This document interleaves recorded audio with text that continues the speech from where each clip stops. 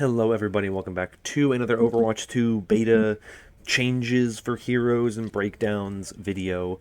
Today we're going to be taking a look at the DPS role, and we're going to be looking at the reworks and the major changes that were done to the heroes here. The biggest one, of course, that had major changes to them is Bastion. I already talked about Sojourn. Sojourn's a new hero. She got her own video, so we got to talk about her. But Bastion here is the hero that had the most kind of notable changes to his kit as a major kind of rework and as he plays as a hero. So you can see there on the bottom right hand corner some changes to his ability kit. No longer does he have a self-repair ability. That is now gone. Instead, what we will see from him are two kind of differing abilities. So the self-repair ability was replaced with an ability known as the A36 Tactical Grenade. He also had changes to his ultimate. His ultimate configuration tank is now gone, and replaced with configuration artillery, and also his ironclad passive was removed. So, starting with his kind of normal configuration, while we're in here, his recon, the weapon damage was increased from 20 to 25 per shot, but the rate of fire was reduced from 8 to 5 shots per second. All of the weapon spread was removed, and the ammo was reduced from 35 to 25. So, you're going to see he doesn't fire as quickly anymore. Still fires relatively quickly. It's not too slow, but does more damage per shot, has fewer shots per round, and also the damage comes out a little bit slower. But overall, still a relatively high amount of damage possible with Bastion. Now, his former configuration Sentry is now configuration Assault, and it has had some major changes. He is now able to move while he is in configuration Assault, but his movement is reduced by 35%. It has a 6-second duration and a 12-second cooldown, and while he is in that form, he has infinite ammo, and the weapon spread is now a constant 2 degrees and no longer becomes more accurate as your fire, and damage reduced from 15 to 12. So as you can see, when we get in this form, I can move around now, I can fire, I won't run out of ammo whatsoever, I can just keep firing, and there we go. Look at that. You don't have to worry about that, you can move, and then you go on cooldown. So, the majority of your time as Bastion, you're going to be in this form here. Just like that. You can't just, like, hide in the corner anymore, behind a shield, and just do this, and just shoot at people. Now you have to actually move around, or you can move around, and you can't stay in this form forever. Which I think is a nice little change, because it is a, I think, a smart way to make Bastion feel better and more fun. His next ability, his new ability, is the A36 Tactical Grenade. It is his new secondary fire, and it launches a grenade that can bounce off walls but sticks to players or the ground, and it explodes after a short delay, dealing up to 130 damage. So, if we hit the wall, that wasn't on purpose, but it demonstrates that it can in fact bounce off walls and stick to targets. And then it'll stick to the floor. You can see there. It does do some damage to Bastion if he gets caught by it, as you can see there. And then it'll stick to players if you hit a player. So there you go. Cool ability for Bastion there. And now his ultimate ability is configuration Artillery. It locks Bastion into place to fire up to 3 long-range artillery shells. These shells deal high damage in a large area, but the damage fall-off is significant. And the projectiles come straight down from the air at the target locations, but they are projectiles in every other sense and can be blocked or destroyed by abilities. So Genji can deflect them, D.Va can eat them, Orisa can eat them, Sigma can eat them, stuff like that. But we'll set it up, and you can kind of see. Let's see. There we go. Dropped all of my little artillery shells over there. We're going to get it back up so you can see what happens when you actually fire it nearby, because I think that's more interesting and more useful. But that's a new, obviously replacing his tank form, which was a an interesting ability. I think it was probably a more, that ability is kind of what this took a lot of inspiration from, where you can move around in the tank form and you can still fire. But before you had large explosive damage as opposed to a machine gun damage. But let's drop these so you can kind of see what happens when you drop them. There you go. So, fun changes to Bastion. I'm actually a pretty big fan of what they did with Bastion and his changes. Another hero that had some pretty major changes, who we'll go switch over to in the practice range little thing over here, is Cassidy. Flashbang is now gone. Of course, the game is trying to move away from crowd control abilities that are not on tanks, with the exception of a couple of ones on some of the support heroes. And so he obviously still has his Peacekeeper and his Deadeye ultimate ability, and he still has Fan the Hammer. None of that stuff is gone. But instead of having Flashbang, he has a new ability called Magnetic Grenade. He throws a grenade that can stick to enemies. It automatically homes in on an enemy close to the reticle when thrown within 10 meters of the target, and can chase up to 13 meters. And it deals 131 damage, split between 1 impact damage, 65 explosion damage, and an additional 65 damage to the stuck target at the time of detonation. So, there it goes. That's how it works. Now, this means, in theory, if you get an enemy down to 1 health, you could then throw this grenade at them, and when it sticks, it'll kill them. Very similar to like a pulse bomb does damage when you stick. You can do the kind of same thing there. So, just wanted to showcase that ability off. So instead of Flashbang, he does damage with his little grenade ability. He also has some changes to like numbers with, Peacekeeper. The fire rate was increased, and Deadeye has damage reduction while he's using it. Builds up 130 damage per second with the first 2 seconds, and then 260.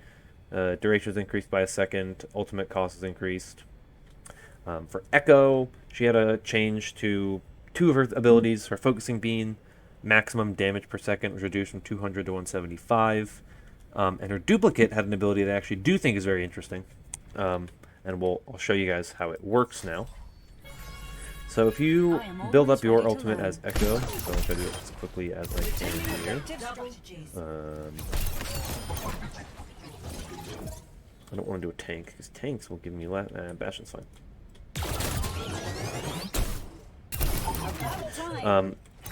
So her ultimate ability now, she copies the target's combined health value, including health, armor, and shields, up to a total of 300 health.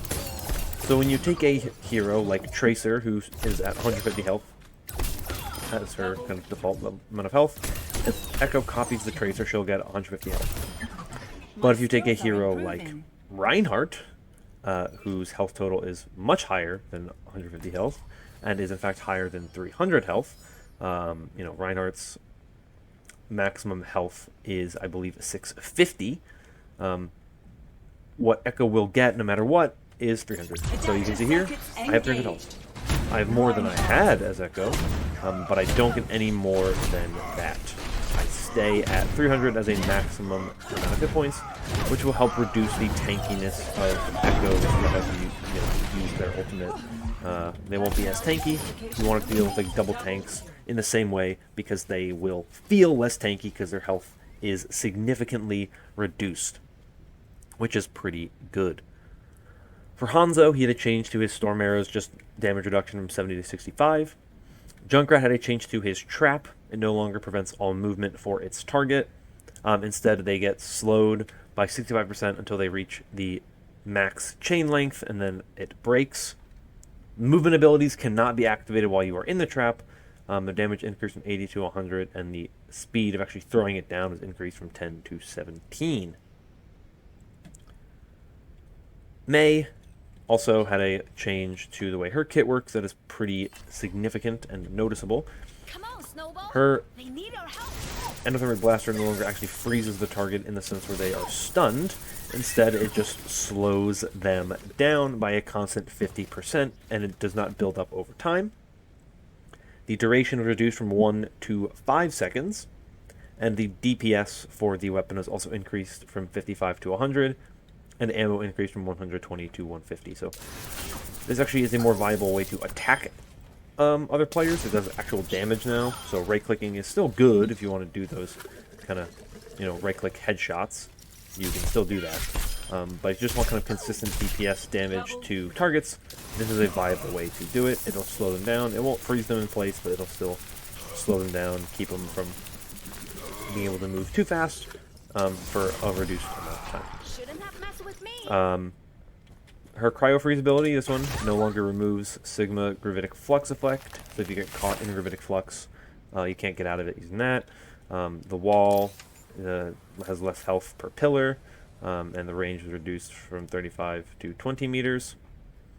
And her ultimate cost was increased, but most notably her ultimate, it does still freeze enemies in place.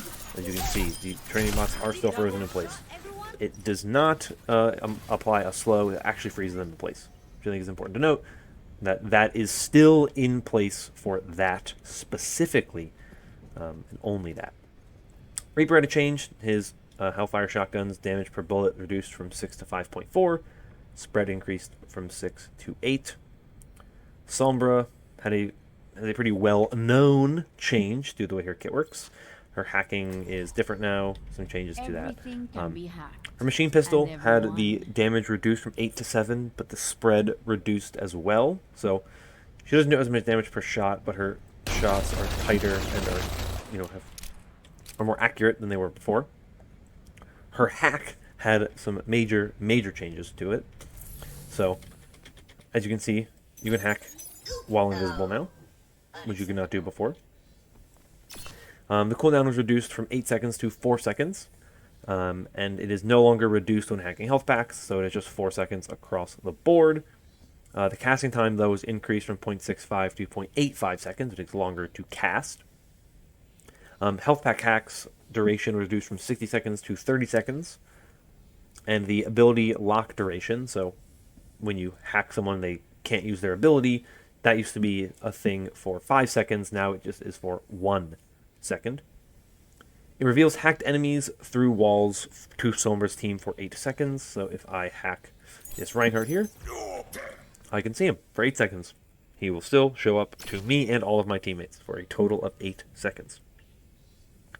If hack is introduced during the channeling time, instead of it having a reduced cooldown, it has the full cooldown. So you can see here, well, I failed that one. Let me try to hack while this guy's shooting. He missed. Wow. They keep missing me. Well, that doesn't really work. Can one of you hit me, please? Oh no, full hack cooldown. There we go. It also has some other cool little fun interactions, such as the stun duration on Bob was formerly 5 seconds, now it's only 2 seconds, and it also destroys Batiste's immortality field when it's hacked. Before it would just kind of make it not work, but now it just completely destroys it. Stealth, as you saw some of the changes before, fade-in time was reduced by 50%, so when you go into stealth, it takes less time to actually turn invisible. The enemy detection radius was increased from 2 to 4 meters, so they don't have to be as close to detect you, and you can hack during stealth. But it is revealed to enemies while hacking and for 0.75 seconds after hacking. She has a new, or it's not a new ability, she has an ability called Opportunist. I think it is a new ability, which means that damage dealt to hacked targets is now increased by 40%, so hacked targets take more damage. So here we can look at Reinhardt. Hacked Reinhardt. That's the amount of damage he takes when he's hacked. And when he comes back, you will see that he does not take as much damage when he is not hacked. And then we have EMP, which still hacks enemy targets, but it also now deals 40% of current health as damage, and it no longer deals additional damage to base shield health pools, but it deals massive damage to barriers. So here's Reinhardt, EMP, and you can see he does 40% damage, and then easy to finish off while he is hacked. because she takes increased damage. So definitely some cool stuff for Sombra now. Not as, I think, annoying to play against in the sense that she isn't going to completely make you unable to use abilities for extended periods of time. It's really just like she can cancel abilities, and that's kind of the extent of it. She's not going to cancel you and then lock you out of abilities for an extended period of time. And then Tracer and Widowmaker had just slight changes. Tracer's pulse pistols damage was reduced from 6 to 5, and Widowmaker's base health was increased from 175 to 200. So slight changes to a number of the DPS heroes, but really it's, Sojourn, the new hero, Bastion, some major changes, Cassidy, a new ability, Sombra, some major changes. And then that slight change to Echo and some somewhat notable changes to Mei. So overall, a role that had a good number of changes that really do make the game feel a little better. I think the game flows a little better now. And a lot of more heroes feel less oppressive, which I think is always a positive. So overall, I'm pretty happy with the DPS changes. Obviously, there's one less DPS hero now. Well, I guess the same number of DPS heroes, despite there being a new hero. Doomfist was moved, so there is still the same number of damage heroes. But there would have been one additional one if Doomfist had not been moved to the tank role. But that's it for the DPS. Let me know your thoughts on these changes down below. I'll have a link. I didn't mention this in other videos, but I'll have a link to all the patch notes in the description if you want to read them for yourself, just to see exactly what the number values are as they have them on here. I try to read through them, but obviously sometimes it's just a lot of words that you're hearing. You might not be picking up on them, so that is in the description if you want to check it out. But that was going to be all from me for this one. Hope you all enjoyed. If you want more content like this in the future, consider liking and subscribing. Comment down below your thoughts on these DPS heroes. Overwatch 2 beta stuff is going to keep coming. Overwatch 2 getting ready to kick off, so got a lot of content that I'm planning in the pipelines that I got in the works, so stay tuned for all that. I hope you all enjoy this video. Hope you're all staying safe and staying healthy. And until next time, bye-bye.